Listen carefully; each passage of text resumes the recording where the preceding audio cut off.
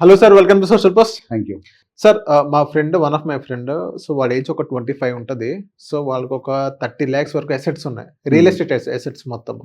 ఇంకో 30 lakhs ఏమో వాడికి హ్యాండ్ లోన్స్ ఉన్నాయి, అంటే ఊర్లో ₹2 వడ్డీ తీసుకుంటారు కదా, ప్రామిసరీ ఎందుకు నోట్స్. తీసుకున్నారు అసలు లోన్? అది ప్రాపర్టీ కొనడానికి, పొలం కొనడానికి. ఎంత పెట్టి కొన్నారు పొలం? 15 లక్షలు. అప్పు ఎంత తీసుకున్నారు?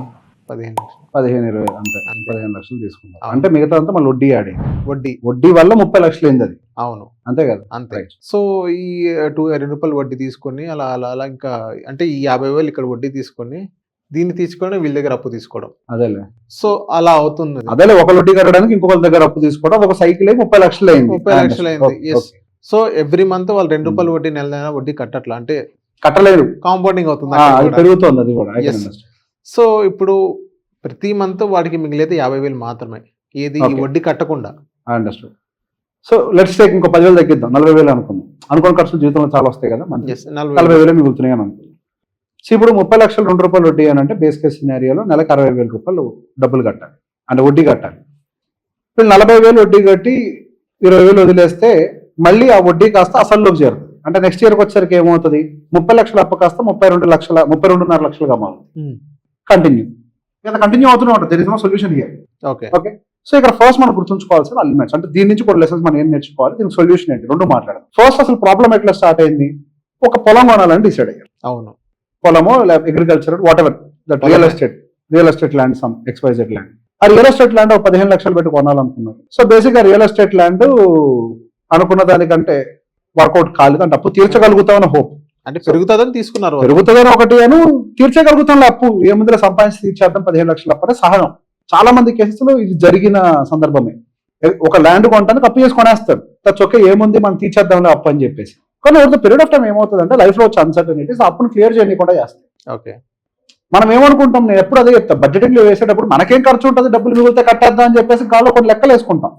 కానీ రియాలిటీ లైఫ్ లో అట్లా ఉండదు, మనకు అనుకోని ఖర్చులు మీద పడుతూ ఉంటాయి, దానివల్ల అప్పు క్లియర్ చేయం. ఏమవుతుంది అప్పుడు? వడ్డీ యాడ్ అవుతుంది. వడ్డీకి వడ్డీ, వడ్డీకి వడ్డీ, వడ్డీకి వడ్డీ, ఆ వడ్డీ తీర్చడానికి ఇంకోటి దగ్గర అప్పు, ఆ వడ్డీ తీర్చడానికి ఇంకోటి దగ్గర అప్పు, పైలప్ అయిపోయింది. సో ఈ కేసులో కూడా అట్లా మనకు 30 లక్షల వరకు అప్పు తెలియకుండా పెరిగిపోయింది. ఓకే. ఇప్పుడు బేసిక్ గా మీకు ఒక చేతికి ఇన్ఫెక్షన్ స్ప్రెడ్ అవుతుంది, సెప్టిక్ అయిందో ఏదో అయింది, దెబ్బ తగిలింది, చూసుకోలేదు, ట్రీట్మెంట్ చేయించుకోలేదు, ఇగ్నోర్ చేసాం, ఏం కాదులే చిన్న దెబ్బ అని, జస్ట్ లైక్ దిస్, చిన్న దెబ్బలని ఇగ్నోర్ చేసాం. ట్రీట్మెంట్ చేయించుకుంటే తగ్గేదేమో ముందే, చేయించుకోలేదు, వదిలేసాం. ఏమవుతుంది? కొడుతూ కొడుతూ కొడుతూ it will slowly start polluting the blood, and the blood will flow in to the body, and it will make sure that every organ is failed. అంతే అవుతుంది. హోల్ బాడీ అయిపోతుంది. అప్పుడు డాక్టర్ ఇచ్చే సొల్యూషన్ ఏంటి? చేసేయాలి. ఎందుకు చేయాలంటారు? పాకుతుంది కదా, పాకుతుంది, సో దట్ అట్లీస్ట్ అది తీసేస్తే మనిషి సర్వైవ్ అవుతుంది. అంతే. ఇప్పుడు అది చేయలేనంత మాత్రాన మనిషి బతకడా? బతుకుతాడు. సర్వైవ్ అవుతాడా? ఈజీ. కొంత పెయిన్ అనిపిస్తుంది, చేయలేదు, మనకి ఇప్పుడు దాకా మనలో ఒక భాగం ఉంది, ఆ భాగం లేదు అనేది ఒక ఫీలింగ్ ఉంటుంది. ఇది కూడా సేమ్ సొల్యూషన్.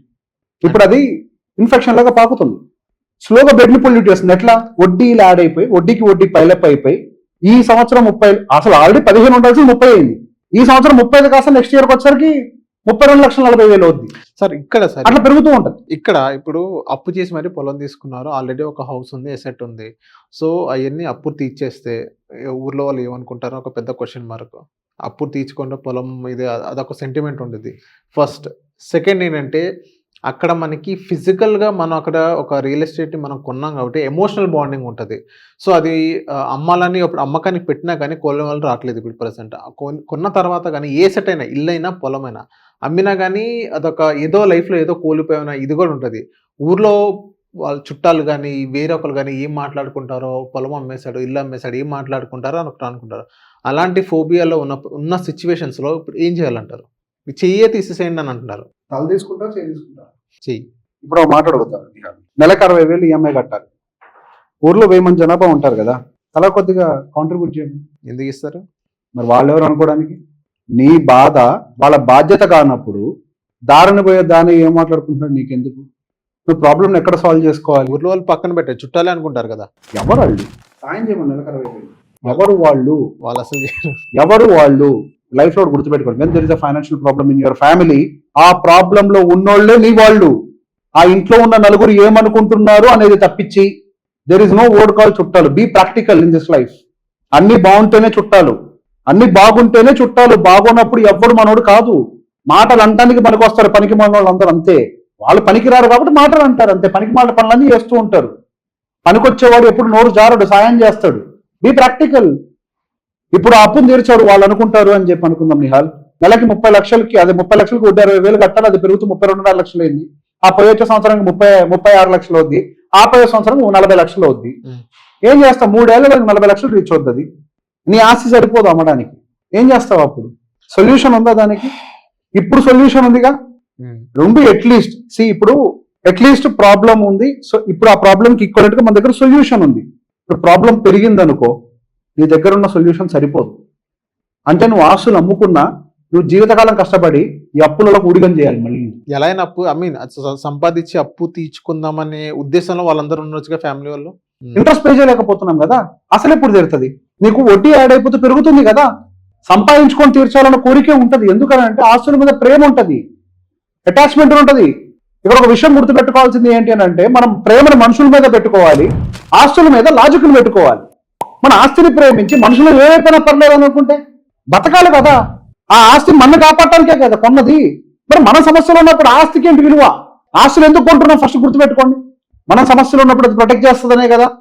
ముందు తరం మనకు ఎందుకు ఇచ్చారు ఆస్తిని? నువ్వు చచ్చినదా నమ్మకనే. నీకు ఆ పరిస్థితి వస్తుంది, నమ్మని నువ్వు బతుకు బిడ్డ అని ఇచ్చారు. అమ్మాయిని బతుకు బిడ్డ అని. అదే కదా. మరి ఇంకేం లాజిక్ ఇది? దాన్ని హోల్డ్ చేసి ఏం సంపాదిస్తాం? సింపుల్ లాజిక్ చెప్తా. అరే ఆస్తి పోయింది కదా, ఇంకా మన జీవితం రోడ్డున పడ్డట్టు అని కాదు.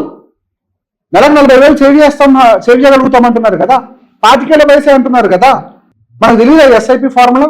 40,000 రూపాయలు మనం ఎస్ఐపి చేసుకుంటూ పోతే 55 సంవత్సరాల వయసు వచ్చేసరికి బేస్ కేసు సినారియోలో 14 కోట్లు అవుతుంది. అది 30 years లో. ఈ అగ్రికల్చరల్ ల్యాండ్ 30 లక్షలు 14 కోట్లు అయితే గ్యారంటీ మాత్రం లేదు. 100% అవ్వదు. అదయ్యే ఛాన్స్ అయితే లేదు. అది ఆస్టిస్కున్నా నీకు అప్పులు లేకపోయినా. అట్లీస్ట్ ఇప్పుడు when there is problem, clear all the problem, clear the field, prepare a playing ground and play the game. Okay, start a fresh game. కొత్త గేమ్ ఆట. అది బెటర్. ఇప్పుడు మీరు ఎప్పుడైతే అది తప్పు అని ఐడెంటిఫై చేశారో, close the problem there first. ఎక్కడ ఆపాలో కూడా తెలియాలి ఆటని. ప్రాబ్లం పెరుగుతున్న అదే ఆట ఆడుతూ ఉంటే అది నిన్ను మింగేస్తుంది. అది ఆస్తి వరకు మింగితే సమస్యలే. ఈ అప్పులు మనుషుల్ని ఎంతమందిని మింగలేదు? అప్పులు మనుషుల్ని మింగాయా మింగలేదా? రోడ్డును పడ్డారా లేదా? కుటుంబాలు రోడ్డును పడ్డాయా? మరేంటి ఇప్పుడు దానికి సొల్యూషన్? ఆ చుట్టుపక్కల ఉన్న కొడుకు ఏదో ఒకటి మాట్లాడతారు. పనికి మాలిన బ్యాచ్ ఇంతే అనుకో. నయానగా పనికిరారు అట్లా మాట్లాడుతున్నారని. Protect your family first. వాళ్ళందరూ ఎవరు? చుట్టాల కోసం బతుకుతున్నావా? నీ బిడ్డల కోసం నువ్వు బతుకుతున్నావా? మా కోసం. మరి ఏంటి అదంతా చుట్టుపక్కల వాళ్ళదంతా? సార్ ఇప్పుడు మా ఫ్రెండ్ ఇప్పుడు ఏం చేయాలి? వాడు ఏజ్ 25 ఉంది present. Cell your properties first, clear the loans first. Okay, clear the loans. నీకు 25 years అంటే 30 లక్షలు నీకు అసలు లోన్ కూడా ఇవ్వడు ఎవరు బయట. అంటే దాని బ్యాంక్ లోన్ కూడా ఇవ్వరు. నీ ప్రాక్టికల్. బ్యాంక్ లోన్ ఎందుకు ఇస్తారు నీకు? పర్సనల్ లోన్ ఇస్తారు 30 లక్షలు? ఇవ్వరు. నువ్వు వడ్డీ కట్టలేకపోతున్నావు అంటే నీ శాలరీ తక్కువ ఉండాలి. చిట్టి వేస్తే ఎప్పటికి తీర్చుకుంటావు చిట్టీతోటి? 30 లక్షలు చిట్టీకి ఎంత కట్టాలి చెప్పు నువ్వు నెలకి? వడ్డీయే కట్టలేకపోతున్నావు, చిట్టి ఎప్పుడు కడతాం? ఇదొకరు కూడా చేస్తూ ఉంటారు. 30 లక్షలు చిట్టి వేస్తా, పాడేస్తా, ఇక్కడ కట్టేస్తా. ఇదే కదా. నువ్వు ఫస్ట్ చిట్టి పడితే నీ కట్టింగ్ ఎంత పోద్ది? 35%. అంటే నీకు వచ్చేది 17 లక్షలు, 18 లక్షలు, 19 లక్షలు వస్తాయి అంతే. ఇక్కడ 30 లక్షలు చిట్టికి ఎంత కట్టాలి నెలకి? నీ జీతం సరిపోదు. మరి ఇక్కడ బ్యాలెన్స్ ఉన్న దానికి మళ్ళీ వడ్డీలు యాడ్ అవుతాయా? 60,000 అయితే నీకు చిట్టి కాదు 30 లక్షలు. అవును కదా. మరి ఎట్లా? చిట్టి కూడా కట్టలేవు, చిట్టి కూడా కప్పబడతావు మళ్ళీ. Don't create a loop, clear it, cut the loop there. లూప్ని కట్ చేయకపోతే లూపు స్నోబాల్ ఎఫెక్ట్ తెలుసా? స్నోబాల్ కొండ పీక్ లో ఒక చిన్న బాల్ ఫామ్ అవుతుంది. అది డొల్లుతూ డొల్లుతూ డొల్లుతూ డొల్లుతూ దారిలో ఉండే స్నోని మొత్తం యాడ్ చేస్తూ అది ఊరుని మింగే సైజుని తయారు చేస్తుంది. దాన్ని స్నోబాల్ ఎఫెక్ట్ అని అంటారు. డొల్లుతూ డొల్లుతూ దారిలో ఉన్న స్నో అంతా యాడ్ చేసుకుంటుంది. సార్ ఈ సినారియోలో మ్యూచువల్ ఫండ్స్ లో 40,000 కాకపోయినా ఈ అప్పు తీర్చేంత సొల్యూషన్ కూడా ఏం లేదా? ఎట్లా వస్తుంది? అమ్మకుండా ఎట్లా వస్తుంది చెప్పండి. ఇప్పుడు మ్యూచువల్ ఫండ్ లో కడితే ఇక్కడ అప్పు పెరగదా మీకు? నెలకి 60,000 చొప్పున వేసుకుంటూ పోతే మళ్ళీ మీకు సంవత్సరంకి వచ్చేసరికి వడ్డీలు పెరగట్లే. మ్యూచువల్ ఫండ్ లో వస్తే 15% 12% అవుతుంది. బయట 2 రూపీస్ ఇంట్రెస్ట్ కదా, 24%. మరి ఎక్కడ మ్యాచ్ అవుతుంది? అసలు అప్పున్నవాడు మ్యూచువల్ ఫండ్ లో ఇన్వెస్ట్ చేసే హక్కే లేదు. అసలు అప్పున్న వాడినే అసలు ఇన్వెస్ట్మెంట్ పెట్టద్దంట. అప్పు చేసుకుంటా అప్పు చేసి ఇన్వెస్ట్మెంట్ పెట్టడం అనేది ఫర్గెట్ ద క్వశ్చన్. అసలు ఆ ప్రశ్నకి అసలు ఆన్సర్ ఉండదు. అప్పు తీర్చేయాలి ఫస్ట్. అప్పు పెట్టుకొని ఎక్కడ పెట్టుబడి పెట్టదు, అప్పు క్లియర్ చేసాక వెయిట్ చేయాలి. అది అప్పు క్లియర్ చేసిన తర్వాత ఇప్పుడు 40,000 ఫ్రెష్ గా స్టార్ట్ చేయండి. క్లీన్ పిచ్, సిక్స్లు కొట్టగలుగుతావు. ఇప్పుడు నీకన్నా అడ్డంకులే ఉన్నాయి, నీ పిచ్ బాగాలేదు, నువ్వు ఆడలేవు, ఏం చేసినా గేమ్ ఆడలేవు. Clear the pitch first. So thank you sir మా సోషల్ పోస్ట్ వచ్చినందుకు. మోసం.